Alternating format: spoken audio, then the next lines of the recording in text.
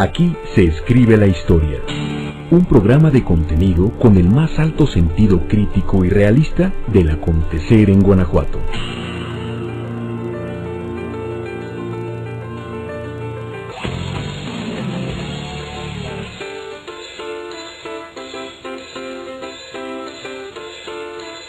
Continuamos escribiendo la historia.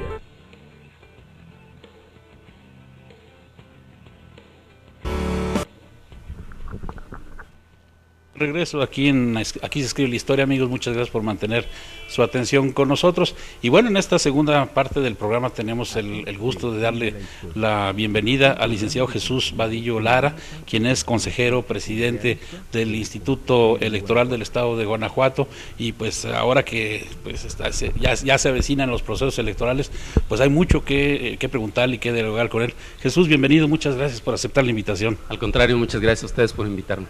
Pues ya te veo tranquilo, pero yo estoy seguro de que no va a durar mucho.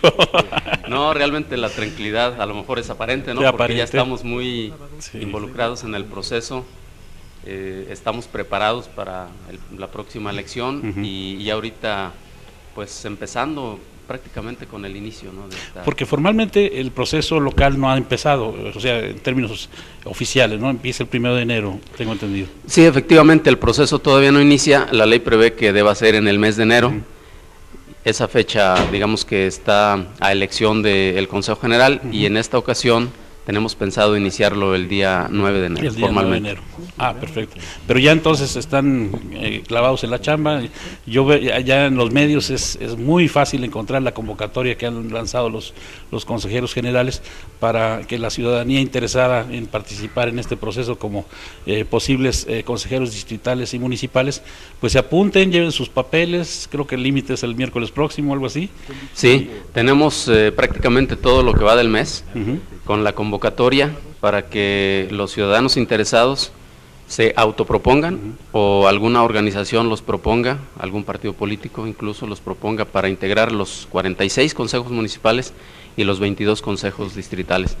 Esta convocatoria se cierra a la última quincena del mes, es decir, el último día, y no hay prórroga, de manera tal que todas aquellas personas que se hayan inscrito hasta esa fecha serán las que en un momento dado podremos revisar para ver quién integra los consejos que acabo de mencionar, los municipales y los distritales.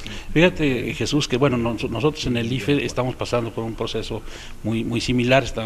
Hubo una convocatoria para consejeros distritales, se recibieron más de 500 propuestas para integrar los consejos de los 14 distritos.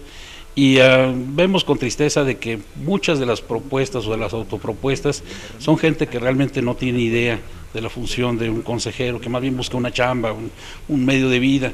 Y eso pues nos entristece porque realmente se confunde una obligación de este tipo, un papel que requiere no solamente compromiso y entusiasmo, sino también conocimiento.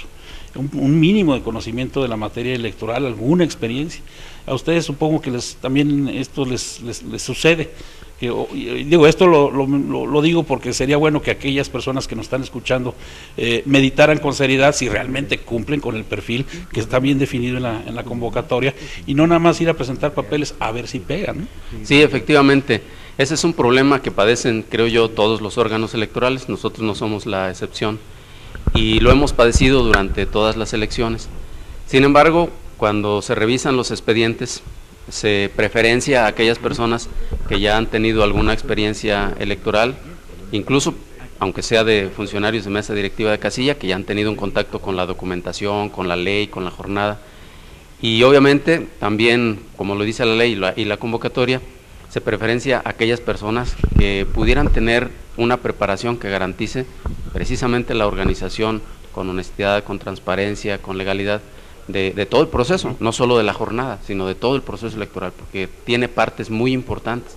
Tal vez la que más se vea, en la que más atención se pone es en el día de la jornada, pero el proceso electoral tiene fases sumamente importantes, que son preparatorias de ese día, que pues, es el más importante, pero todos los demás necesitan ser muy cuidados, y para eso, como tú acertadamente lo dices, se requiere de gente no solo con preparación, sino con vocación, porque se necesitan ciudadanos comprometidos.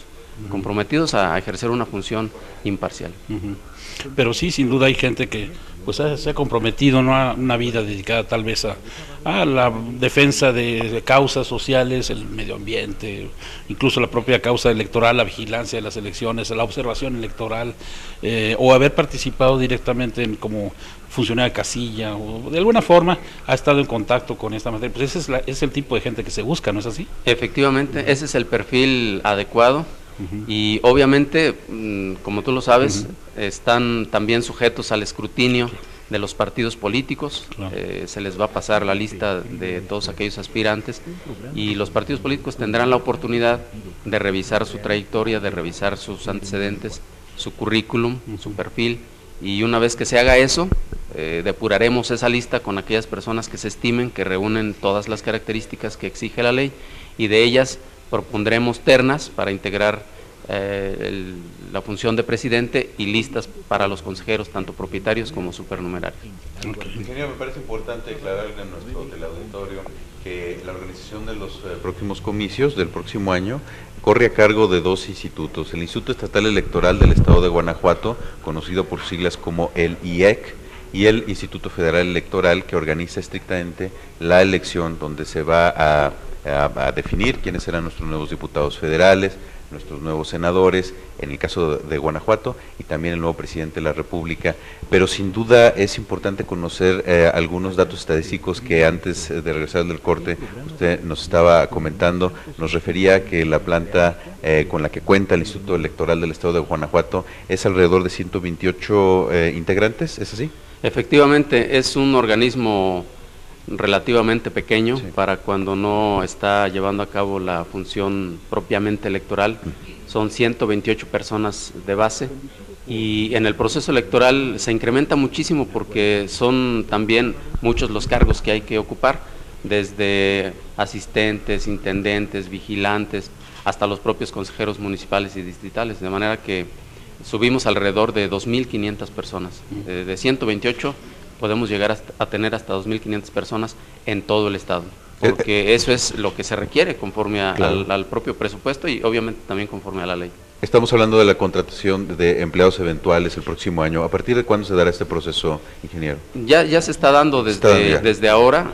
Por ejemplo, tuvimos que contratar a los vigilantes de todos los consejos municipales y de todos los distritales, porque los inmuebles los tenemos rentados desde el mes pasado. Entonces no podemos tener los inmuebles, aunque todavía no se hayan nombrado a los consejos, no los podemos tener solos. Claro. Ya hay allí equipo de cómputo, equipo de telecomunicaciones valioso, y entonces necesitamos tener vigilantes. Entonces esas convocatorias se hicieron desde antes, ya entonces se incrementó el personal en ese sentido. También hay personal que está calificando el ingreso de todas las personas, que va a encargarse de revisar los perfiles, etcétera. O sea que ya empezamos desde este año porque es necesario. Claro que en cuanto inicia el proceso electoral, pues viene todo el cúmulo de personas que se van a dedicar a distintas funciones en distintos momentos del proceso. Y estamos hablando de un esfuerzo en términos de recursos humanos, pero obviamente esto es análogo, es equivalente al esfuerzo presupuestal. Supongo que entonces este año electoral el instituto desarrollará un presupuesto importante. Sí, efectivamente, tenemos alrededor de 350 millones, que de esos, bueno, hay que descontarle los 106 millones que traen los partidos políticos por concepto de financiamiento público y por actividades específicas. De manera que el presupuesto de operación queda alrededor de 248 millones de pesos, que es una cifra pequeña, pero suficiente para responder a la organización de la elección. Sin duda todo un reto, ingeniero, llevar a cabo elecciones limpias, confiables, el próximo año en Guanajuato. Sí, definitivamente.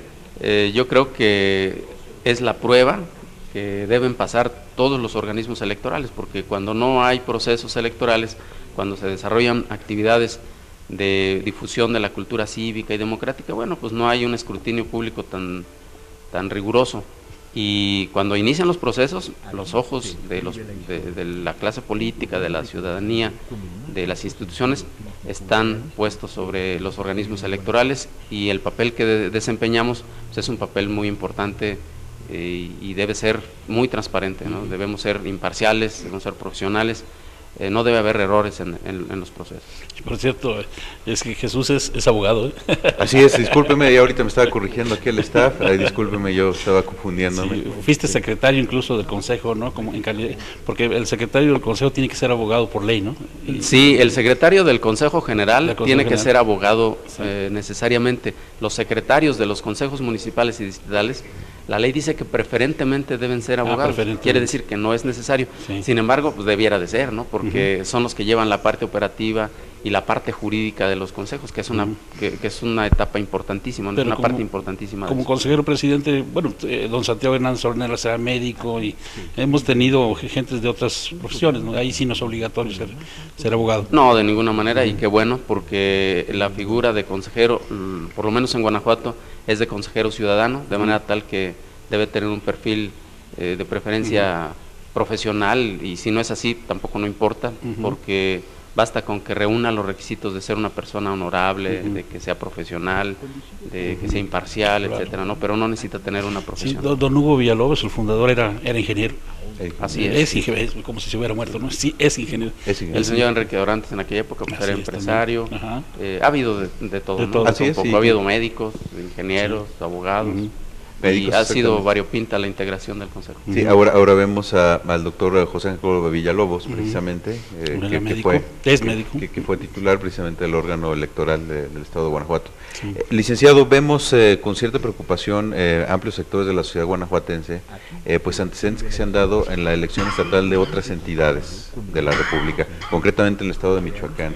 De alguna manera se ha documentado por parte del periódico Milenio pues la incidencia de grupos del crimen organizado en las elecciones que recién ocurrieron hace 2 semanas en el estado de Michoacán. ¿Cuál es su expectativa en el estado de Guanajuato? Sabemos que la realidad aquí social es afortunadamente distinta. ¿Cuál es su expectativa en torno a la incidencia de otros factores, como la ola de violencia que lamentablemente viven otras entidades de la República, pero cuál es su evaluación en torno a cómo incidirían estos factores en los comicios del próximo año en Guanajuato? Pues yo creo que incidirían en forma negativa si es que efectivamente se dieran eventos de esa naturaleza. Aquí lo ideal es que las autoridades competentes, los que se encargan de esas ramas, de esas materias, tengan mucho cuidado no en el proceso, no en la jornada, sino desde ahora. ¿Para qué? Pues para mantener un clima como el que hasta ahorita tenemos en Guanajuato, que gracias a Dios no es el mismo que otros estados de la República. Hay un escenario propicio, por lo menos ahora, para un proceso tranquilo. Ojalá que así se mantenga llegado el momento. ¿No se vislumbran factores de riesgo de esta naturaleza en Guanajuato? Por ahora no, pero no significa que no puedan darse y hay que estar atentos a esa circunstancia. Jesús, nos vamos a ir a un corte comercial, vamos a regresar contigo para seguir platicando sobre la preparación del proceso electoral local. Amigos, seguimos aquí en Aquí se escribe la historia, no le cambien, regresamos después de estos mensajes, gracias. Le invitamos a que continúe con nosotros después del corte.